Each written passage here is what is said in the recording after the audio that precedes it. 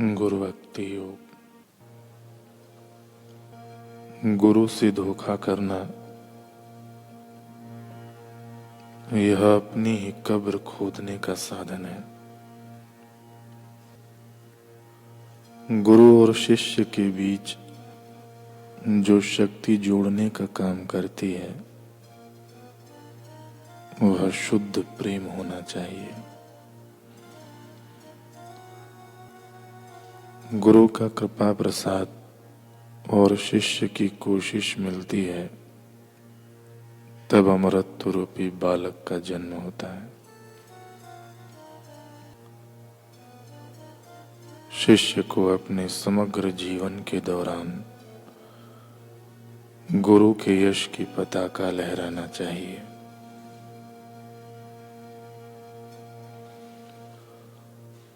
गुरु के चरण कमल में आत्मसमर्पण करना यह शिष्य का आदर्श होना चाहिए। गुरु महान है, विपत्तियों से डरना नहीं। हे वीर शिष्यों, आगे बढ़ो। गुरु कृपा अणु शक्ति से अधिक शक्तिशाली है।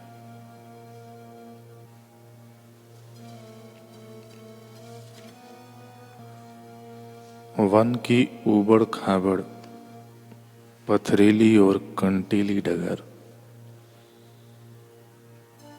उस पर चल रहे थे श्री राम के कोमल युगल चरण। इन पावन पांव में खड़ाऊं भी नहीं था। वह भी प्रभु ने अपने प्यारे भरत को दे डाला था। सहसा चलते चलते प्रभु थम गए। एक वृक्ष तले पत्थर की शिला पर जा विराजे। मां सीता भी संग थी। वे भी ठहर गईं। इतने में प्रभु ने अपने चरण कमल उठाए और सहजता से उन्हें निहारने लगे। तलवों पर यहां वहां कई कांटे धसे हुए थे। रक्त की नन्ही नन्ही धाराएं भी झर चुकी थीं।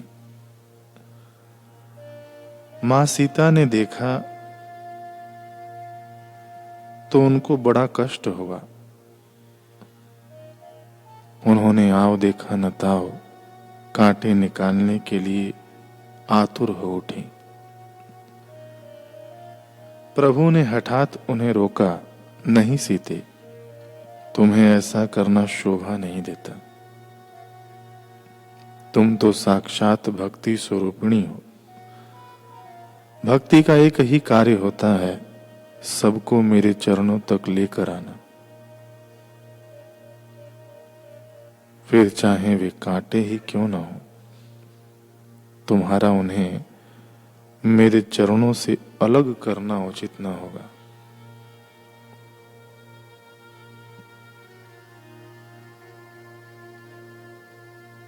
मां सीता व्याकुल स्वर में बोली, फिर प्रभु आप ही इन्हें शीघ्र से शीघ्र निकालकर बाहर फेंक दें। पल भर का भी विलंब न करें।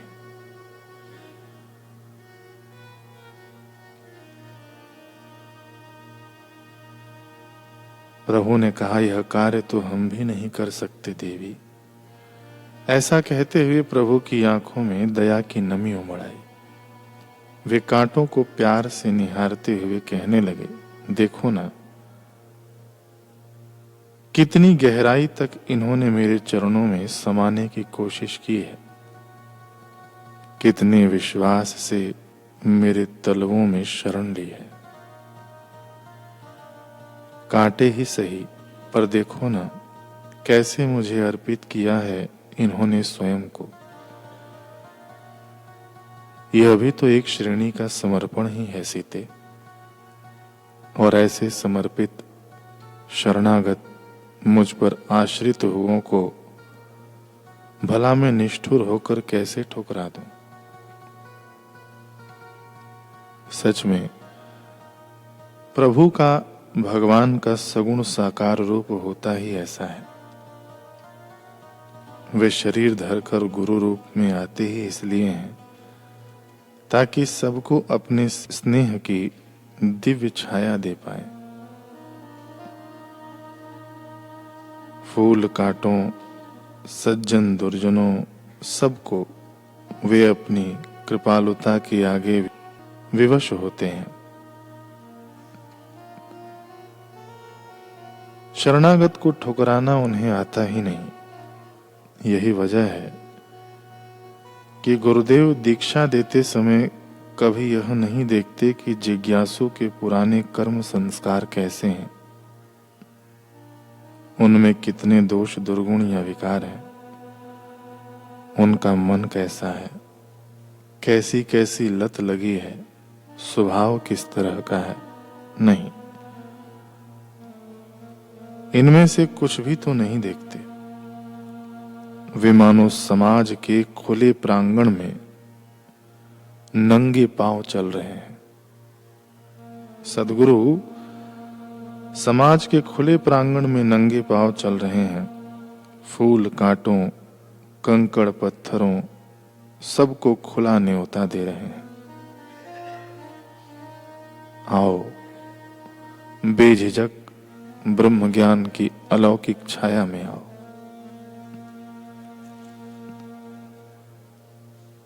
लेकिन अब एक मार्मिक सवाल उठता है, क्या गुरु का काम सिर्फ शरण देना भर है?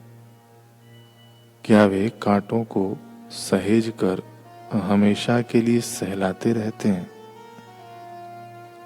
नहीं, शरण के बाद परिवर्तन यही अदा है उनकी। वे एक बार जैसे तैसे को सहेज तो लेते हैं, पर फिर हमारे कंटीलेपन को सहलाते नहीं रहते। कांटों का चुभीलापन ही हर डालते हैं।